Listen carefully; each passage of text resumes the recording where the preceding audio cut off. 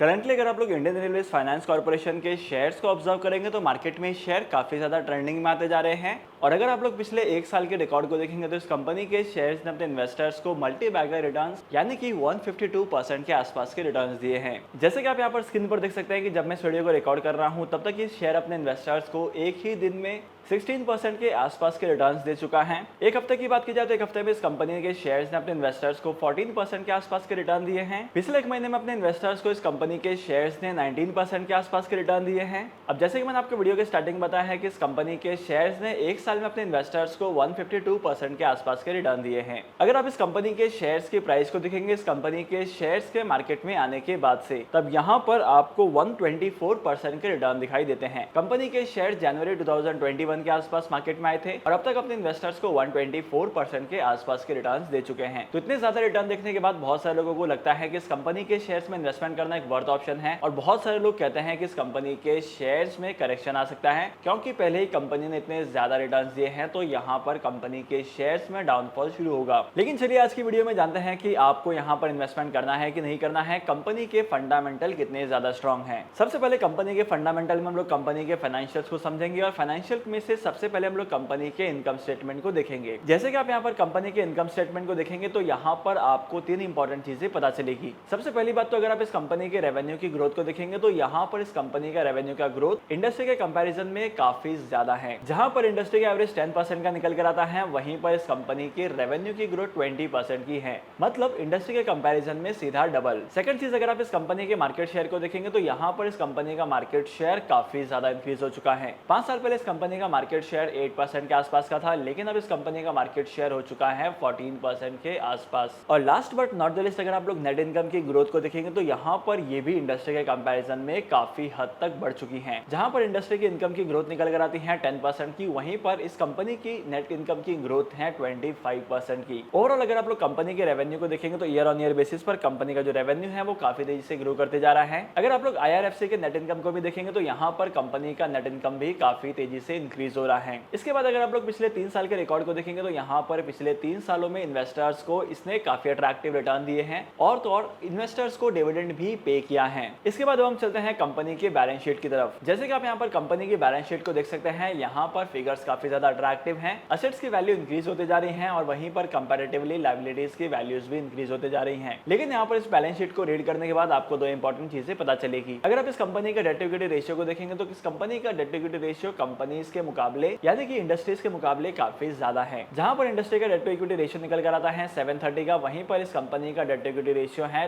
825 का। लेकिन जब इंडस्ट्री का डेट टू इक्विटी रेशियो 700 का हो सकता है तो यहाँ पर 800 का डेट टू इक्विटी रेशियो भी ज्यादा नहीं है। इसके बाद अगर आप लोग इस कंपनी के करंट रेशियो को ऑब्जर्व करेंगे तो यहाँ पर आपको पता चलेगा कि इस कंपनी का जो करंट रेशियो है वो इंडस्ट्री के मुकाबले काफी ज्यादा है। इसके बाद अब हम बात करते हैं कंपनी के कैश फ्लो स्टेटमेंट की। जैसे कि यहाँ पर आप कैश फ्लो स्टेटमेंट को देख सकते हैं, ये कैश फ्लो स्टेटमेंट जो है वो काफी ज्यादा वोलेटाइल है। कंपनी का जो नेट चेंज इन कैश है वो पॉजिटिव में है 59 का, लेकिन कंपनी का जो चेंज इन वर्किंग कैपिटल है उसका अमाउंट नेगेटिव में है, वो भी 35,000 के आसपास का। अगर आप लोग कैपिटल एक्सपेंडिचर को देखेंगे तो यहाँ पर कैपिटल एक्सपेंडिचर में 0.78 के आसपास का फिगर है। और last but not the list, अगर आप लोग कंपनी के फ्री कैश फ्लो को देखेंगे तो यहाँ पर कंपनी का free cash flow currently negative में है और बहुत ही ज्यादा नेगेटिव में है। अगर इसकी वैल्यूएशन की बात की जाए तो इसकी वैल्यूएशन है 28,200 करोड़ के आसपास की, जो कि काफी ज्यादा होता है। इसके बाद हम लोग कंपनी की वैल्यूएशन को चेक करते हैं। जैसे कि आप यहाँ पर स्क्रीन पर देख सकते हैं कि इस कंपनी की वैल्यूएशन ज्यादा नहीं है। यहाँ पर एक और कंपनी है जिसका पीई रेशियो जो है वो IRFC के कंपैरिजन में थोड़ा सा ज्यादा है। इस कंपनी का नाम है RVNL, मतलब रेल विकास निगम लिमिटेड। और पीई रेशियो का ट्रेंड भी सेम दिखाई देता है, लेकिन प्राइस टू बुक वैल्यू का रेशियो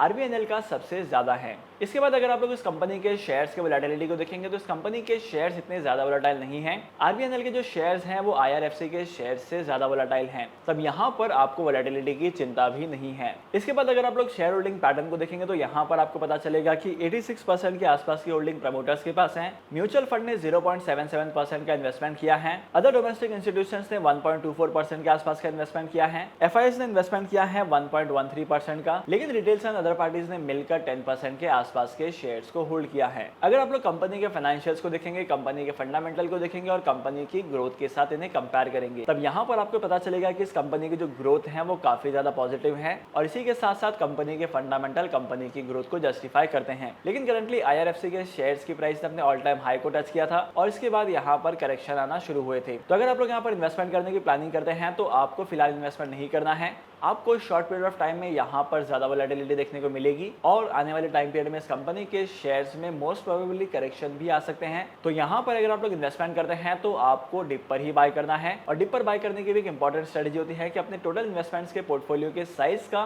10% से ज्यादा आपको किसी भी पर्टिकुलर शेयर्स में इन्वेस्टमेंट नहीं करना होता है। तो ओवरऑल इस कंपनी के शेयर्स गुड टू गो हैं। अगर आप लोग लॉन्ग टर्म के लिए इन्वेस्टमेंट करते हैं तब यहाँ पर आपको अट्रैक्टिव रिटर्न दिखाई दे सकते हैं और तो और इस कंपनी के शेयर्स ने पास्ट में अच्छे ही रिटर्न दिए हैं। तो फ्यूचर में भी इस कंपनी के प्रोजेक्शन के हिसाब से यहाँ पर बहुत सारे एनालिस्ट हैं मार्केट में जो कहते हैं कि इस कंपनी के शेयर्स में ग्रोथ फिनोमिनल रहने वाली है। By the way, Indian railway finance corporation के शेयर्स को लेकर आपको ओपिनियन क्या कहता है मेरे साथ जरूर शेयर करना कमेंट सेक्शन में। डीमैट अकाउंट ओपन करने के लिए टॉप 3 ब्रोकर्स की लिंक मैंने आपको डिस्क्रिप्शन में दे दी है, वहां पर जाकर आप डीमैट अकाउंट ओपन कर सकते हैं और स्टॉक मार्केट में इन्वेस्टमेंट करना स्टार्ट कर सकते हैं। तो आज के इस इंपॉर्टेंट वीडियो को यहीं पर खत्म करते हैं। मैं आपको मिलूंगा अगली वीडियो में नए टॉपिक के साथ, एक इंटरेस्टिंग टॉपिक के साथ। तब तक के लिए signing off, happy investing and good bye.